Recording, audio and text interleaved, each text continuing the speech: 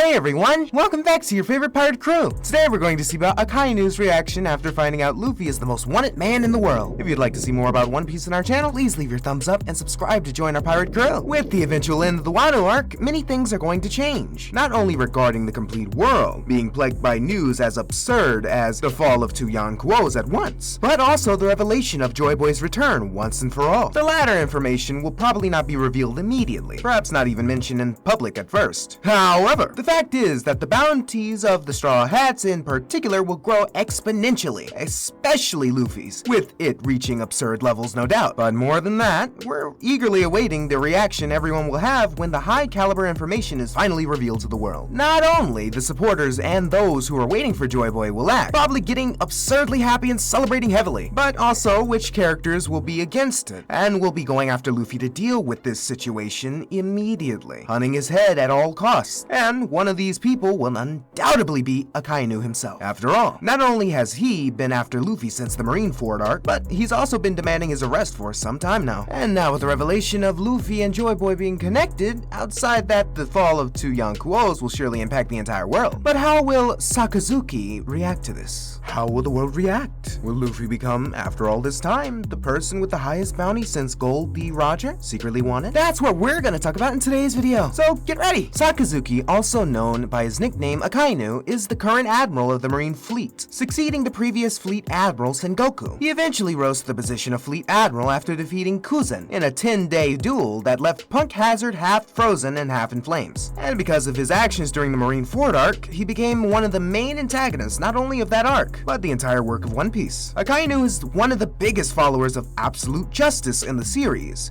in the entire series, even to the point where his extremism led his fellow admiral Aokiji to oppose his promotion to Fleet Admiral and resign from the Marines after his failure. For those who don't remember right, justice is, well, at its base, its core, its depth, it basically means to be fair equivalent. That's what it means, really. However, the meaning of justice is to punish a criminal who has done something wrong in an appropriate way that fits his crime. In this sense, the punishment of a criminal can be done in a number of different ways, going as far as imprisonment or going as far as to be taken to execution. Justice, in this sense, can be done to a criminal in many ways, such as sending him to prison or even execution. From this classic point of view of how criminals should receive justice, that is, they are to receive a punishment as great as the crime they have committed. This justice was used several times during the series. CP9 uses this term against Iceberg. The sailors use this term to catch pirates and criminals. A common theme is that the corrupt members of sailors and CP9 often use justice as a justification for their actions, putting every inhumane thing they have ever done as a necessary evil to preserve peace for the world. This has often led people, most of them pirates, to react with displeasure at their behavior. Real shocker, right? Akainu, as someone who is a firm believer in absolute justice, is relentless in following such an ideology. His beliefs have led him to go very far in his actions, such as the destruction of a refugee ship simply because of the slightest possibility that an archaeologist might be hiding on the ship. Akainu takes extreme attitudes to the point of killing anyone who does not share his point of view. To him, any sailor who is not willing to fight for justice is not worthy to be called a sailor. Despite his status as a sailor of the century, Akainu is also known to use underhand tactics and is willing to lie or deceive his enemies to achieve justice. So far, Akainu's manipulations have been incredibly successful, such as when he managed to trick Squired into attacking Whitebeard, and when he insulted Whitebeard by making Ace stop his escape and become vulnerable to his attack. He considers people who try to interfere with his plans only as annoying obstacles. Furthermore, he seems to have no fear of ancient legends such as Whitebeard, which would probably make it so that he found out the truth regarding Luffy and his connection to Joy Boy. But he would not show any feelings other than the pure will to execute him at all costs even more. Now that we've quoted our beloved captain, we can also remember that Akainu considers that Luffy's mere existence, due to him being Dragon's son, is enough to be a threat to the world and should be eliminated, possessing an immensely dangerous obsession towards the Straw Hat's life. Akainu said in the war that even if any other pirates escaped the war, he personally would not allow Ace and Luffy to get out of the war alive because of their offspring, even to the point of hunting Luffy himself despite Whitebeard destroying Marineford. He sees criminals, be they pirates or any other kind, only as tools to be used against each other. To this end, the Admiral ignored all the threats surrounding him and focused only on taking Luffy's life. Sakazuki showed frustration when Shanks intervened, allowing Luffy to escape. Even though he did not take his life during the war, he still managed to give Luffy an X-shaped scar that covers most of his chest. In addition, Akainu did one thing that no one else could do in the entire series: completely break Luffy's spirit. After Luffy defeated Doflamingo, Sakazuki was shocked and angered by this incident, and during a heated argument with Fujitora, Sakazuki demanded that he arrest Luffy quickly. Just with that having happened by then, we realize how obsessed Akainu is with all the pirates, but especially with Luffy. Currently, we realize that not only that, but the man himself also has a rather grandiose bounty for his age. That said, could it be possible that defeating not just one, but two Yonko's was enough to extraordinarily raise the value of his head, but also lead Akainu to want to hunt him down even more? Perhaps even personally, considering that the captain of the Straw Hats is likely to be quite affected by the sudden awakening of his fruit. We should also remember that the bounty on someone's head is worth as much as the person's reputation. Usually a bounty is issued by a government official or the Marine. The idea is to try to get others to want to capture the criminal so that he can be tried as quickly as possible. The amount of a bounty is determined according to the perceived threat level of the criminal or pirate in question. The greater the threat to the world, the greater the bounty. Likely in Luffy's case, since his bounty must rise exponentially, it is possible that there is not even justification for people beyond the elite who might know why he is worth such a value. Of course, considering the defeat of two Yonko's is quite enough. However, the information about Joy Boy should probably be hidden from the public for some time before being revealed in some way. Earning a large bounty in a quick time also gives the pirate notorious attention and a global reputation. Engaging in activities considered criminal by the world government or associating with groups dedicated to its opposition is enough to justify significant bounties, even if the criminal is not actually that powerful. In particular, direct opposition to the world government, no matter the reason, is treated as a serious offense, and bounties are issued accordingly. Occasionally, a designated amount of a bounty may increase if a criminal in question has committed crimes of considerable magnitude that go beyond crimes committed beforehand that earn their initial bounty, as in the case of Luffy. Regardless of discrepancies, bounties are still treated as a way of determining a person's average threat level, being the one facet of society that can easily be compared. The largest amounts ever revealed are 1 billion from Jack, who is a notorious pirate in the New World, and also the right-hand man of Kaido, one of the Yonko's, and 550 million from Portuguese de Ace came before his death, who was one of the most notorious pirates in the New World, the second in command of Whitebeard's pirates division, and most notably the son of the infamous King of Pirates, Goldie Roger. While a pirate with a bounty of 300 million is still considered a novice, once a pirate exceeds that amount, it's hard to get any higher, and it seems that 400 million is enough to be considered an elite pirate. At first, as we imagine, and was even mentioned earlier, Luffy will probably have his bounty increased, yes, but also a good part of those who want to hunt him down will be high caliber characters, probably hired by the Marine or other members themselves. That said, we can easily think of a new appearance by characters like Akainu, Blackbeard, and even Shanks, not only in quick frames commenting on Luffy's fruit and his awakening, but also on how the Straw Hats are getting close to becoming the world government's biggest targets. Now that the five elders officially know about his fruit, now about his awakening, we're not absolutely sure that much information will be spread. Sooner or later, though, it's possible that Gear 5 will be used again in the works, which will cause everyone to find out the truth one way or the other. This, while making us super anxious about how everyone will react, could be very dangerous for Luffy and his gang. Anyway, what about you? How much do you think Luffy's bounty will be worth at the end of the Wano arc? Do you think we'll finally enter the long-awaited and famous arc of a new Great War? Leave your opinion in the comments. Well, that's it, my Mugiwara. I really hope you enjoyed this video. And if you have any suggestions for a video, don't forget to comment below, because I'll be reading them all, as I always do. Also, don't forget to leave a like if you enjoyed this video, and be sure to subscribe and ring the bell so you don't miss out on any content from your pirate crew.